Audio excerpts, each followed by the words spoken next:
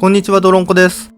今回はいつものデッキ紹介とは違って、私たちが三度訪れることになる大人気次元イニストラードを振り返っていきます。イニストラードはゴシックホラーをテーマにしたトップダウンデザインの黒マナにあふれた恐怖の次元です。あらゆるホラー要素が一緒くたにして素晴らしくまとめ上げられた世界観は、私をはじめとする多くのファンを魅了してやみません。さて、それではイニストラードがどういった次元なのかを簡単ではありますが振り返っていきましょう。まず、イニストラードの世界観を分かりやすくするためにもクリーチャーから見ていきます。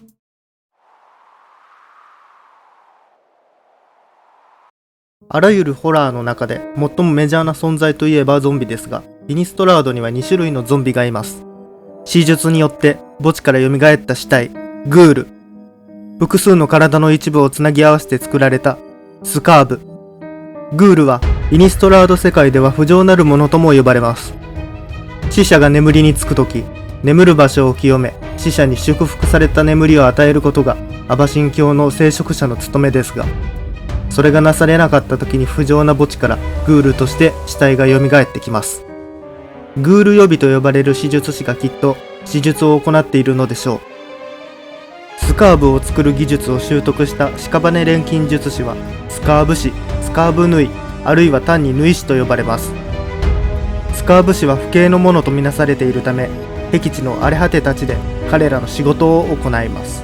スカーブ師が作った生命体であるホムンクルスやハカアバキが材料を調達してきて、それをスカーブ師が縫い合わせます。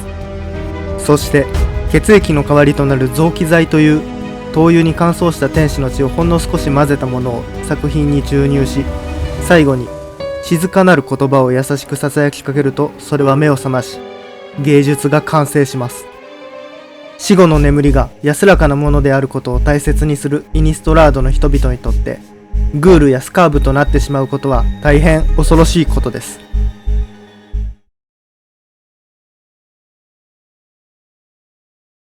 スピリットあるいはガイストと呼ばれる霊は、祝福された眠りを見つけることができなかった者たちの魂です。中には聖者に守護をもたらす先祖の霊などもいますが、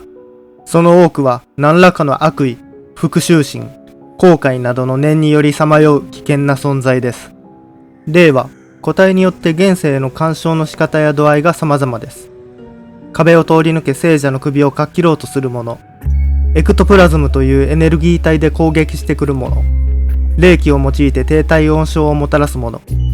転換や強迫症、統合失調症といった精神疾患を引き起こすものと多種多様です。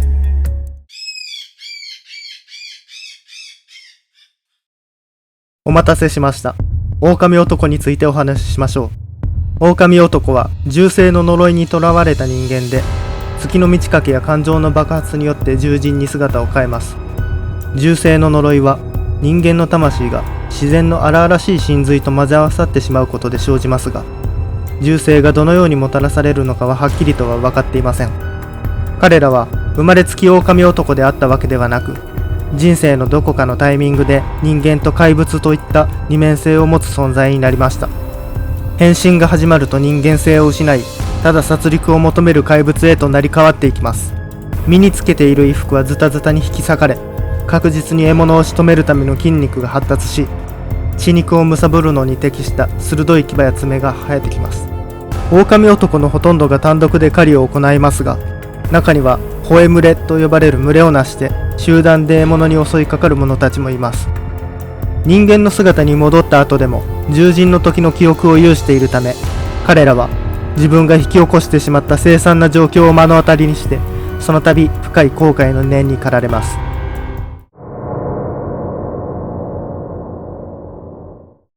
イニストラードにいる吸血鬼はもしかするとこの次元では最も重要な存在かもしれません。なぜなら人間が羊を牧畜し、その糧を享受しているように、吸血鬼もまた人間を管理している立場であるからです。吸血鬼は皆不老で高い筋力を持ち、音を消す能力を持っています。高貴な宮廷に住まい、狂宴をこよなく愛する快楽主義者が多く、容姿端麗で傲慢です。イニストラードの吸血鬼の始祖は、プレインズウォーカーのソリン・マルコフの祖父であるエドガー・マルコフをはじめとする12人です。彼らは初めの頃は普通の人間でしたが、地魔術の儀式によってマリクスという名の天使の首を裂き、その銀色の血を銀のゴブレットで飲んだことで吸血鬼となりました。以降は生きた人間の血が唯一彼らの渇きを癒すものとなります。吸血鬼は気に入った美しい人間や才気あふれる人間を見つけると手始めに吸血します。するとやがて犠牲者は血に飢え始めるため、それに合わせて自らの血を分け与えることで仲間を増やしていきます。このような人間に死すべき運命と血縁とのつながりを放棄させる行為は、吸血鬼にとっては事前の証明です。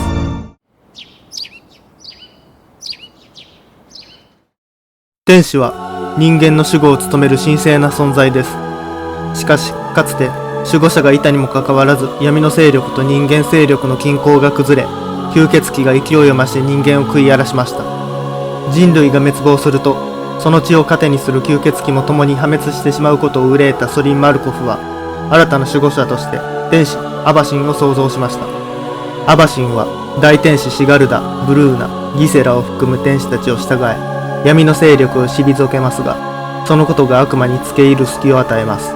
彼女らはデーモンの討伐に駆りますが、いくら倒してもすぐに新たなデーモンとなって復活してしまいます。そこでアバシンは、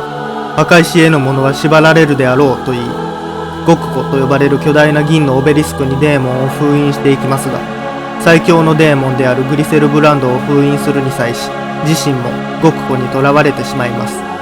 アバシンの力を失ったイニストラードは再び闇の勢力が隆盛してきます。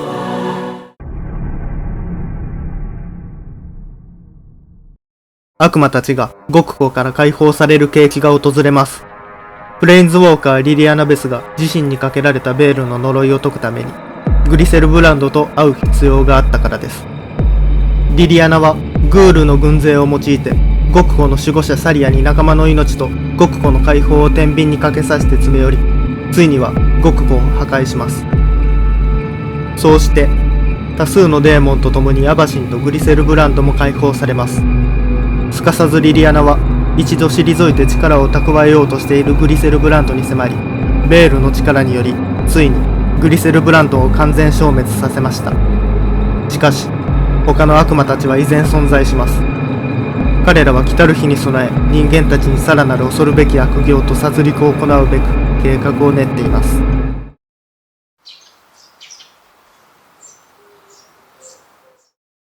ここまでイニストラートの世界観を知るためにクリーチャーを紹介してきました。